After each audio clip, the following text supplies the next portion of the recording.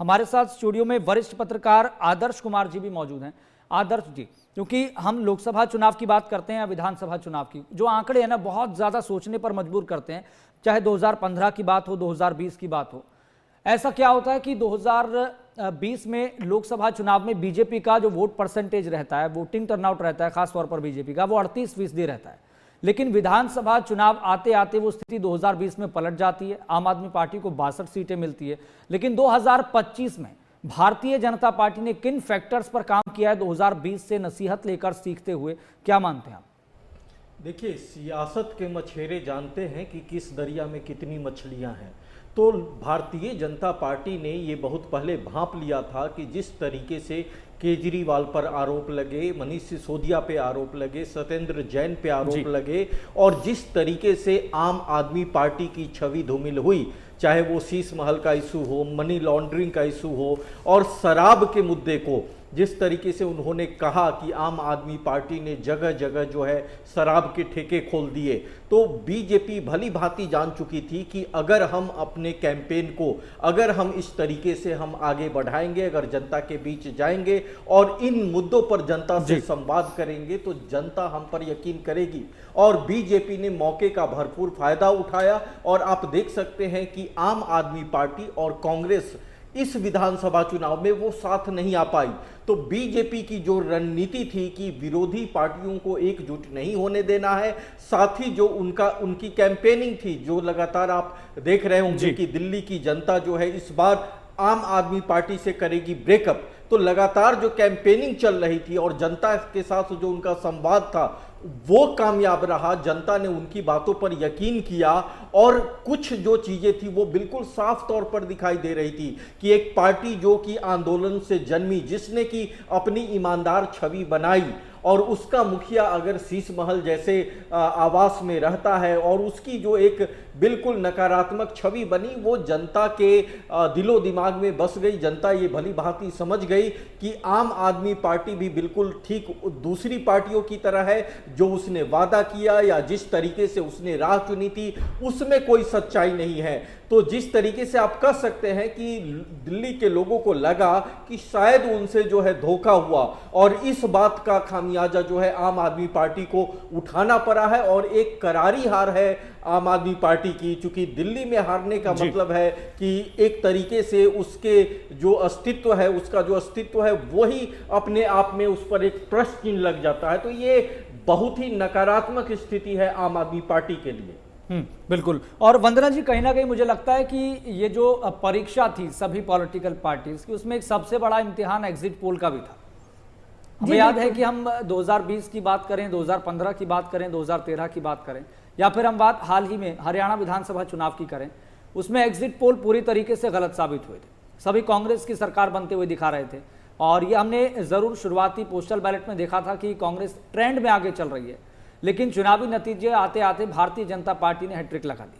लेकिन इसमें से मैं देख रहा हूं, मेरे पास अभी एग्जिट पोल का भी आंकड़ा है, इसमें आप देखिए कि पोल डायरी 42 से 50 दे रहा है बीजेपी को, ये सटीक बैठ रहा है, और आम आदमी पार्टी को दे रहा है 18 से 25, ये भी सटीक बैठ रहा है। तो इसमें से एक एग्जिट पोल जरूर ठीक साबित होता हुआ दिखाई दे रहा है। हाँ, लेकिन 11 में से 9 सर्वे बीजेपी की सरकार बनते हुए दिखा रहे थे। जी यश, अगर आप देखेंगे तो इससे पहले तक ये होता था कि हमेशा एग्जिट पोल आम आदमी पार्टी को जीतता हुआ नहीं दिखाती थी। लेकिन इस बार ऐसा हुआ है कि एग्जिट पोल के नतीजे काफी हद तक मिलते हुए नजर आते हैं। इसमें मैं एक चीज और जोड़ना चाहूंगी यश, कि आम आदमी पार्टी ने कुछ ऐसे फैसले लिए जिसका खामियाजा उन्हें इस बीच चुकाना पड़ा है। जैसे हम पटपड़गंज सीट की बात करें तो पटपड़गंज सीट जो है वो मनीष सिसोदिया जी की एक पक्की सीट मानी जा सकती है, जहां से वो 3 बार जीत चुके हैं, जहां पर उनकी छवि बहुत अच्छी है, जहां के लोग उन्हें बहुत पसंद करते हैं। तो ऐसी सीट को छोड़कर जंगपुरा जाना और ऐसी सीट को एक बिल्कुल नए व्यक्ति को दे देना, जैसे अवध ओझा जी इस बार वहां से चुनाव लड़े, तो वहां की स्थानीय जनता जो है वो अवध ओझा जी को बिल्कुल नहीं जानती और वो उनको किसी भी तरीके से स्वीकार नहीं कर पा रही है। तो ऐसी अपनी पक्की सीट को छोड़कर जंगपुरा से चुनाव लड़ना, या बहुत सारे ऐसे मुद्दे हैं जिनको छोड़कर मनीष सिसोदिया जी। लेकिन मनीष सिसोदिया का एक बयान आया इंटरव्यू के दौरान, उन्होंने कहा कि ये सीट मैंने खुद अवध ओझा जी को दी है, अब स्वाभाविक है कि ये आप मीडिया के सामने कह सकते हैं, लेकिन ये बात तय होती है कि पार्टी अपने लेवल पर भी इंटरनल सर्वे करवाती है, उसके बाद ये सारी चीज तय होती है। तो आपको लग रहा है कि जो पार्टी का जो टिकट बंटवारे का इस बार का पैटर्न था वो गलत हो गया? बिल्कुल गलत था यश। अगर आप देखेंगे तो ना सिर्फ हम मनीष सिसोदिया जी की सीट की बात करें, हम और भी कई सीटों की बात कर लेते हैं। इसमें बहुत सही रणनीति चुनी है बीजेपी ने। अगर हम पटपड़गंज सीट की बात कर लेते हैं तो इससे पहले तक क्या होता था, बीजेपी ऐसे कैंडिडेट को चुनकर लेकर आती थी जो कि जिसकी छवि खराब होती थी। लेकिन अगर हम पटपड़गंज सीट की बात करें तो वहां रविंदर सिंह नेगी जी ने पिछली बार मनीष सिसोदिया जी जीत तो गए थे, लेकिन रविंदर सिंह नेगी के बहुत चर्चे हुए थे और उनके हार के मतलब बहुत चर्चे हुए थे। कोरोना काल में भी हमने देखा कि कोरोना के समय में वो उनका जो स्थानीय लोगों से संपर्क था वो काफी बहुत सही था और रविंदर नेगी की छवि बहुत अच्छी थी।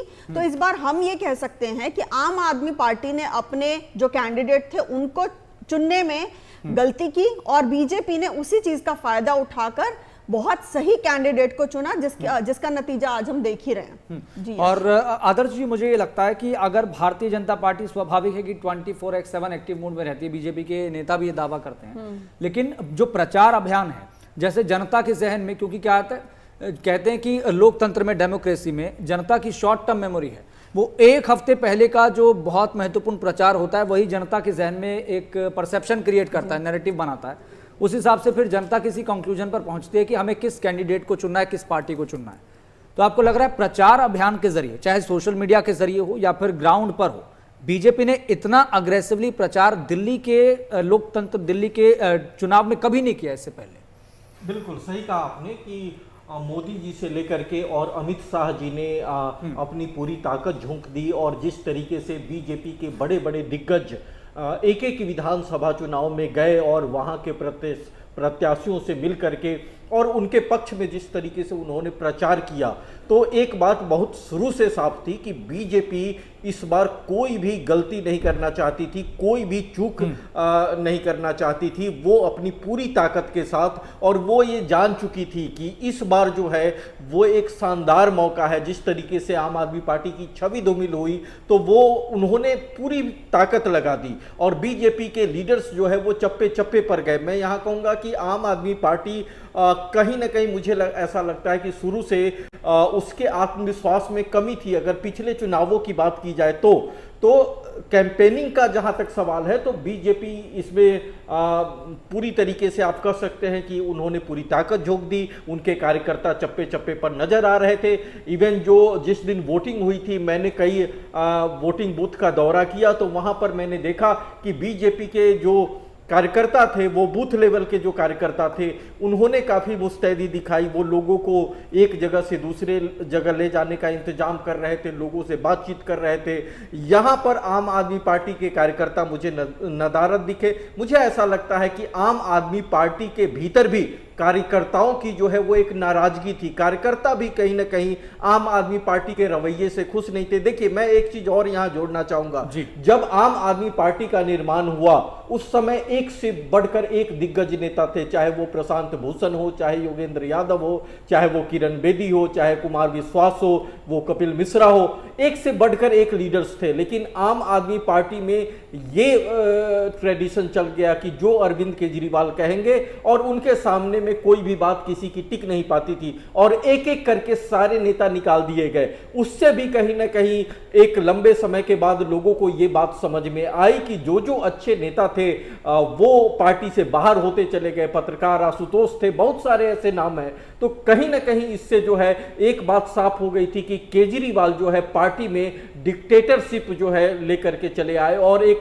डिक्टेटर की तरह जो है उन्होंने पार्टी को चलाया। और जिस तरीके से जो परिणाम सामने आया कि अरविंद केजरीवाल हारे, मनीष सिसोदिया हारे और तमाम और दिग्गज, तो वो जो है अपने आप में बड़ा संकेत है। देखिए, सीधी सी बात यह है कि आम आदमी पार्टी के भीतर जो है अब इसका पूरा का पूरा ठीकरा जो है वो शीर्ष नेतृत्व के ऊपर ही है, अरविंद केजरीवाल के ऊपर है, मनीष सिसोदिया के ऊपर है, बाकी तमाम लीडर्स के ऊपर है कि कहीं ना कहीं उन्होंने कार्यकर्ताओं की बात या कार्यकर्ताओं को अपने भरोसे में नहीं लिया। वंदना जी, एक दो पॉइंट में आपसे मैं एक सवाल पूछूंगा। ये एक पॉइंट यहाँ पर, ये अरविंद केजरीवाल के आपको भाषण याद होंगे, संबोधन याद होगा, जिसमें वो कहा करते थे अगर आप आम आदमी पार्टी को मौका देते हैं तो मैं दोबारा से गद्दी में बैठूंगा, ये जनता ही तय करेगी कि ईमानदारी और बेईमानी के बीच का अंतर क्या है। एक पॉइंट ये। दूसरा पॉइंट ये, आम आदमी पार्टी ने जो नैरेटिव बनाया उसकी समय समय पर बीजेपी काट करती गई। चाहे पानी के मुद्दे की बात हो, बीजेपी ने यमुना का मुद्दा उठाया, एक परसेप्शन क्रिएट किया, फिर आम आदमी पार्टी ने उसकी भी काट निकालने की सोची कि हरियाणा की वजह से प्रॉब्लम हो रही है, अमोनिया मिला दिया गया, बीजेपी ने उसकी भी काट निकाल दी। आम आदमी पार्टी ने 2100 रुपये महिलाओं को देने वाला फॉर्म भरवाना शुरू कर दिया। बीजेपी ने कहा पंजाब में भी वादा किया था, पंजाब में पूरा नहीं किया, फिर एक बीजेपी ने नैरेटिव बना दिया। यानी कि समय समय पर जो आम आदमी पार्टी फैसला ले रही थी उसकी एक काट बीजेपी निकालती चली गई।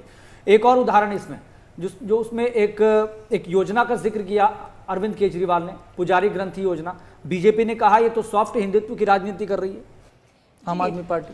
अभी तक अगर आप देखेंगे तो आम आदमी पार्टी कुछ ऐसे मुद्दे या मैनिफेस्टो में ऐसी चीजें लेकर आती थी जो किसी और मैनिफेस्टो में नहीं होते थे।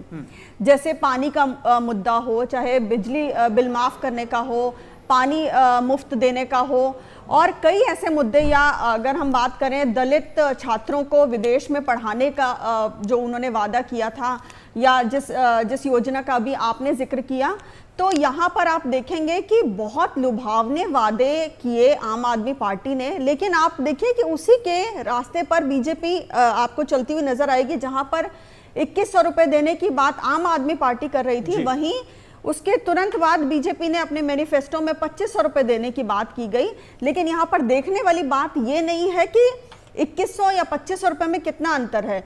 जनता बहुत समय से ये देखे जा रही थी कि जो भी वादे कर रही हैं उनको आम आदमी पार्टी पूरा नहीं कर पा रही है, और बीजेपी कुछ वैसे ही वादे लेकर आ रही है। तो आप देख सकते हैं कि जनता ने बीजेपी के वादों को ज्यादा स्वीकार किया और आम आदमी पार्टी के वादों को नकार दिया। 2 पॉइंट मैं आप दोनों से एक सवाल ही पूछ रहा हूँ। अब आप अरविंद केजरीवाल और आम आदमी पार्टी की फ्यूचर पॉलिटिक्स क्या देख रहे हैं? और आदर्श जी, आपसे सवाल यहाँ पर ये कि अब बीजेपी में मुख्यमंत्री का चेहरा कौन आप देख रहे हैं?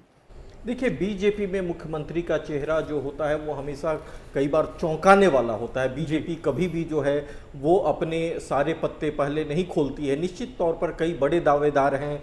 प्रवेश वर्मा ने जिस तरीके से केजरीवाल को हराया है, या फिर और भी, हालांकि मनोज तिवारी भी काफ़ी उछल कूद कर रहे हैं, लेकिन उनकी छवि उस तरीके की गंभीर छवि नहीं है। लेकिन आपको लग रहा है, आपने मनोज तिवारी के नाम का जिक्र किया, 25% दिल्ली में पूर्वांचली हैं, ये डाटा है, तो इस हिसाब से उस बीजेपी के क्राइटेरिया में खरे उतरते हैं मनोज तिवारी, या फिर संघ से संपर्क हो, या संघ भी इसको एक्सेप्ट करे इतनी आसानी से? नहीं, देखिए, मुझे ऐसा लगता है कि देखिए वोटर का प्रतिशत अगर देखा जाए तो मनोज तिवारी इसी वजह से अब तक टिके भी हुए हैं और उनको जीत भी मिली है। लेकिन सीएम के चेहरे के तौर पर मुझे ऐसा लगता है कि बीजेपी किसी गंभीर, चूंकि ये दिल्ली है, राष्ट्रीय राजधानी क्षेत्र है, तो वो चाहेगी कि कोई गंभीर किस्म का व्यक्तित्व जो है वो मुख्यमंत्री पद को सुशोभित करे।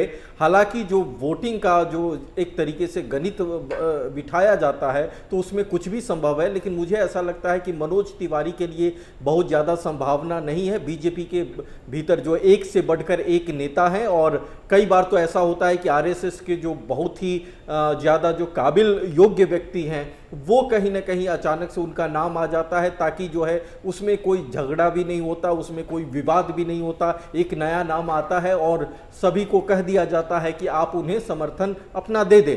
तो इसके लिए मुझे लगता है कि वेट एंड वॉच की स्थिति है कि आप देखें कि कौन सा नाम सामने आता है। आज शाम जो है पीएम नरेंद्र मोदी भी जब लोगों को संबोधित करेंगे तो उसके बाद भी कुछ कुछ अटकलें लगाई जाएंगी। फिलहाल तो बीजेपी के भीतर जो है मंथन चल रहा होगा कि किन किन चेहरों पर जो है दाव लगाया जा सकता है, किसे मुख्यमंत्री बनाया जा सकता है। चूंकि आने वाले समय में और से विधानसभा चुनाव होने हैं और जगहों पे, तो वो सारे समीकरण को देख करके जो है बीजेपी कोई फैसला ले। लेकिन जो बीजेपी को हमेशा टीस रहती थी कि आपने पूरा जहान जीत लिया, पूरा देश जीत लिया, लेकिन आप दिल्ली नहीं जीत पाते, जहां से आपकी सेंट्रल पॉलिटिक्स पूरी संचालित होती है, आप दिल्ली नहीं जीत पाते थे, वो टीस भी अब पूरी हो गई बीजेपी की।